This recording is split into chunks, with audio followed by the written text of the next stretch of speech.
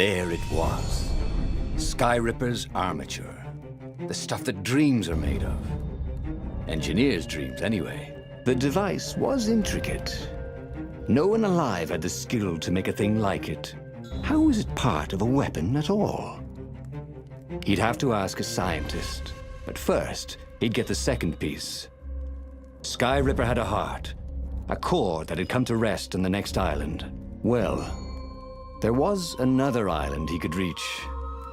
Zenobia had just invaded it with her father's Raven battalions. She must be encamped there still. But fighting Zenobia now, that made no sense at all. He'd already sacrificed one friend to get this armature, was it? He didn't need to hurry to face her. She would find him. Renato asked himself why he changed course to confront Zenobia. He'd no idea. Sometimes he would just do things, and he could never figure out why he'd done them. Usually, they worked out. After all, he was a hero.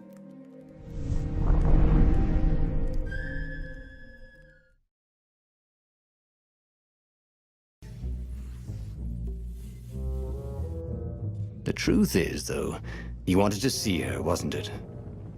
It had been a dozen years since Swordfu School. He'd followed every rumor about her, every scrap of news. Not that he still loved her. After all, she was his enemy. No, it was solely because, know your enemy. But it would be great to see her. Even if they faced off across sword points, as they'd done so many times at school. The world was a less interesting place without her.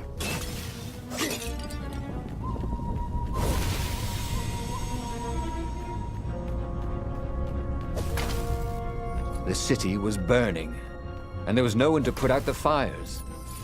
If somehow Zenobia survived her father and inherited his crown, what sort of empire would she be heir to? But he couldn't think about that, could he?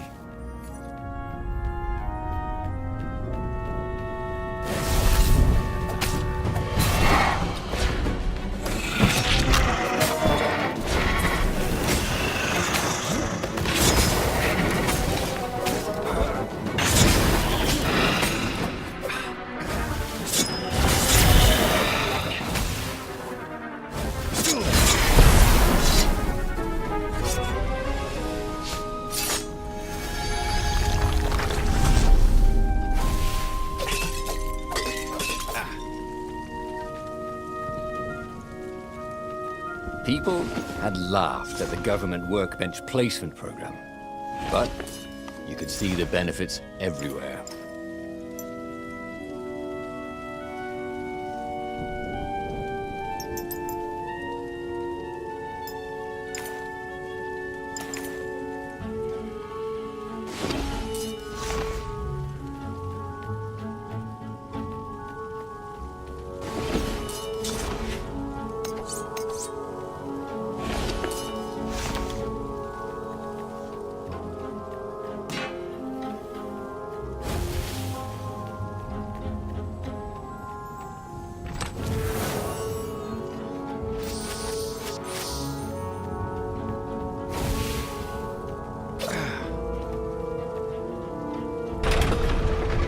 Couldn't do worse with Zenobia than he'd done with the core, could he?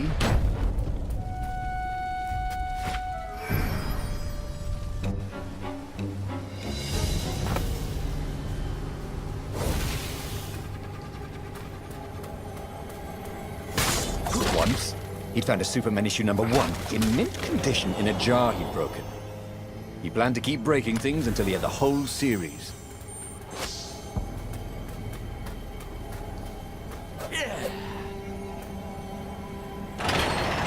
Renato wasn't entirely sure how he was going to capture Zenobia. She'd be expecting him. And he didn't have Lapino to cook up a clever plan. Why was it again that he hadn't got the core? Maybe because the results tended to be disastrous. These streets were familiar. The Swordfu School was closed now. But he had been down that street 1,000 times. He knew that pub. He knew that alley.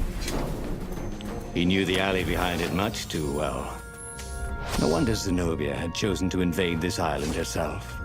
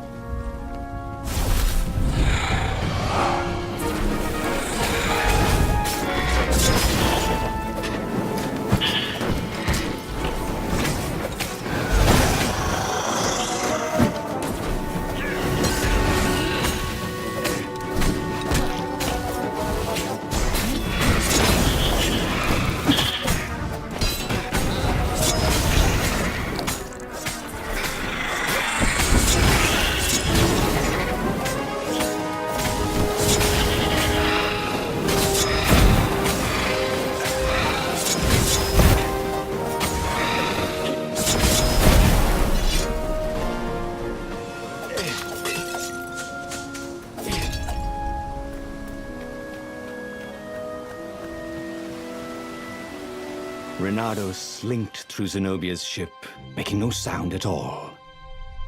Where were her guards?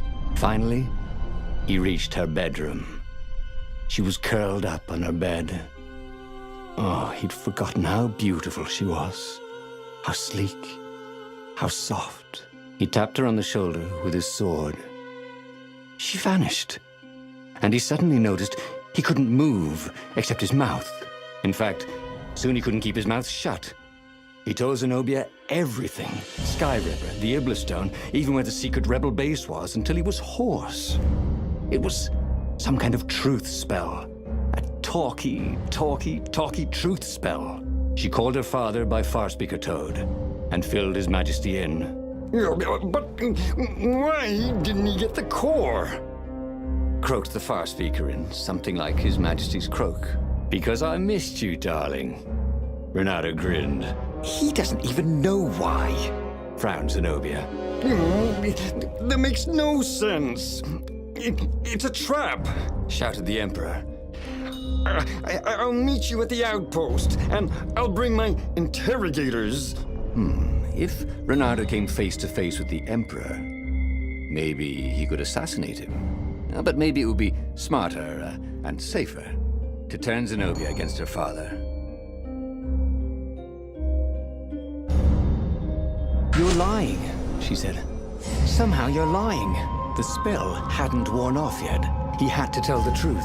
The trick was in making sure she wouldn't believe it. The core is perfectly safe, he said. And he tried his hardest to sound sincere. So is the Iblistone. In fact, I was trying to get them myself. Fine then, interrogators it is, she said angrily. I gave you a chance. The Emperor's interrogators were not especially gentle, even by Weasel standards. Fortunately, Zenobia had locked him in the guest quarters on her ship, and she'd forgotten it had a toilet that, like all skyship toilets, could be vented into the abyss. This was not the sort of slippery fox he wanted to be. But just as they were about to land, he threw the latch, wrinkled his nose, and leapt through the open latrine.